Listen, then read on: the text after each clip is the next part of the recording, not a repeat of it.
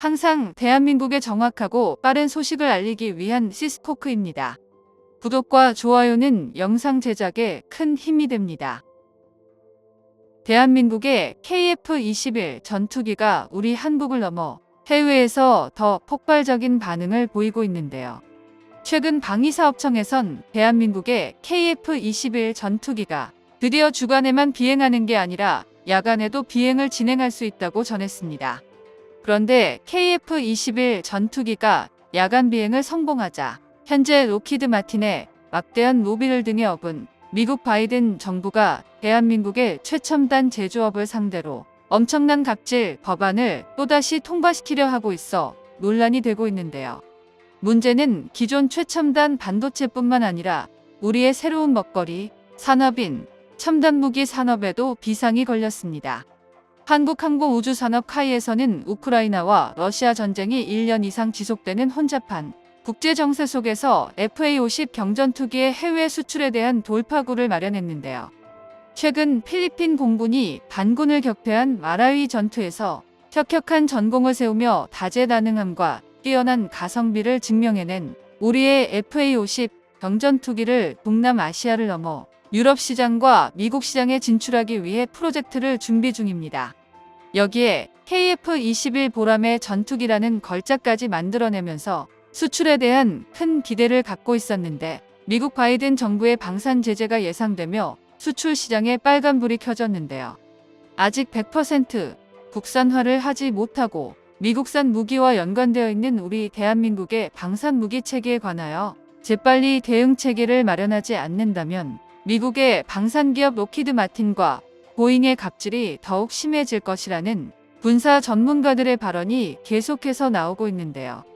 KF-21 전투기를 개발하고 있는 과정 동안에도 연구진들과 개발진들은 미국 로키드 마틴의 개발진들이 불시에 찾아와 연구 성과에 대해 살펴보는 등 미국의 눈초리를 피할 수 없었습니다. 그동안 한국에서 큰 수익을 내고 있던 미국으로선 한국이 독자적으로 개발하는 사업과 최신 반도체 기술로 만들어진 레이더 개발은 물론 KF-21 전투기에 들어갈 엔진까지 개발을 하고 있으니 달가워할 리는 없을 겁니다.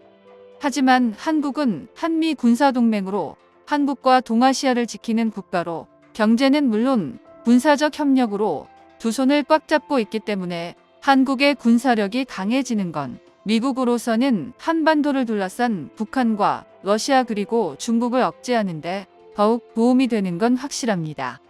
이는 매우 긍정적인 상황으로 볼 수 있겠지만 그럼에도 불구하고 미국은 여러 핵심 기술 이전을 거부하면서 한국이 미국의 무기 수입국으로 남기를 바라고 있는 것이 미국의 본심이기도 합니다. KF-21 보람의 전투기가 우리 하늘 위로 높이 날아오기 전까진 그동안 미국에서 수입해 들여온 전투기들도 소위 갑질이라 말하는 비슷한 과정들을 수도 없이 겪어왔다는 것을 모두가 아실 것입니다. 특히 F-16과 F-15는 한국이 정당하게 돈을 지불하고 들여온 전투기들이었지만 가동률은 고작 국산 FA-50의 60% 정도니 국산 전투기와 달리 가동률을 마음대로 상승시키지 못한 채 미국의 승인 없이는 제대로 운영하기조차 어려웠습니다.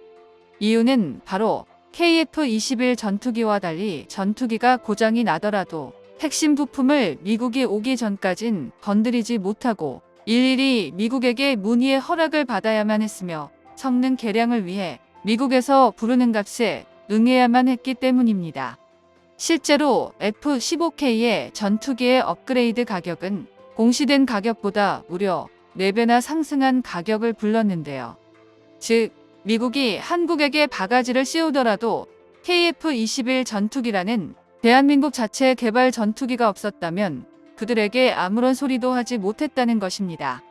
실제 과거 20년간의 통계치를 살펴보면 미국산 전투기를 운영하면 최초 도입비는 30%에 불과하지만 유지 보수 비용이 최대 70%를 차지했다는 결과가 존재합니다.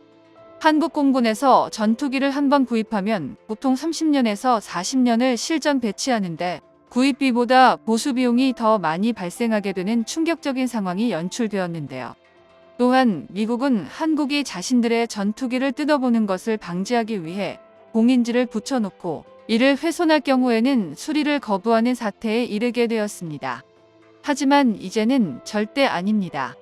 우리 대한민국은 KF-21 전투기의 시제기 6대 제작을 완료하였으며 추가 세대를 더 제작을 진행하고 있는 최첨단 전투기 보유국가로서 더 이상 미국의 갑질이 아닌 한국 공군이 요구하는 잠재적인 수요에 맞춰 전투기 생산 시설을 빠르게 확장시키고 있는 상황입니다.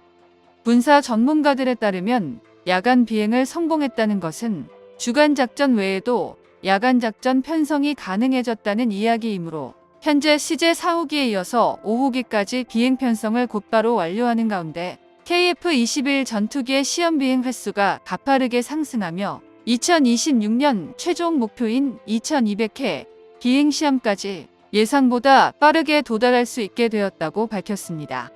급격히 변하는 현대 전장 속에서 지구상에서 존재하는 전 세계 국가들 중 자신들이 가진 독자적인 첨단 기술력으로 초음속 전투기 생산 라인을 자국 내에서 설계하고 구축하는 데 성공한 국가들은 극소수에 불과하다는 것을 모두가 아실 것입니다.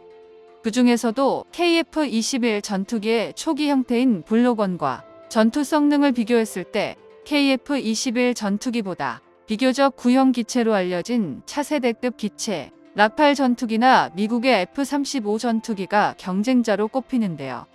이처럼 엔진부터 항전 장비까지 직접 생산하는 데 성공한 프랑스를 포함해 미국산 F-35 전투기와 슈퍼호넷이 KF-21 전투기의 해외 수출 대상에서 가장 주요한 경쟁자로 언급되고 있습니다.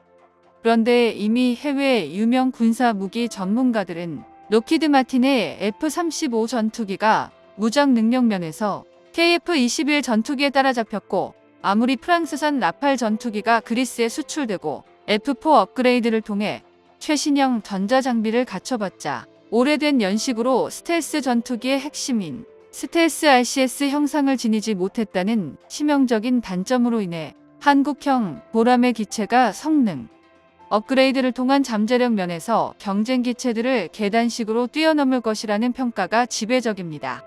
결정적으로 군사 전문가들의 의견은 KF-21과 F-35는 비슷한 성능을 넘어 일부 기능에 대해서 대한민국의 KF-21 전투기가 더 뛰어나다고 평가받고 있는데요.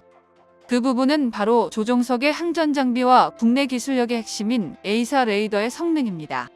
차세대 KF-21 전투기 양산을 위한 예도 기간이 지나고 있기 때문에 앞으로 무기의 종속국에서 완전히 벗어나 더 큰 대한민국을 꿈꿀 수 있게 되었습니다. 정보가 도움되셨다면 구독과 좋아요 부탁드립니다. 이상 시스코크입니다.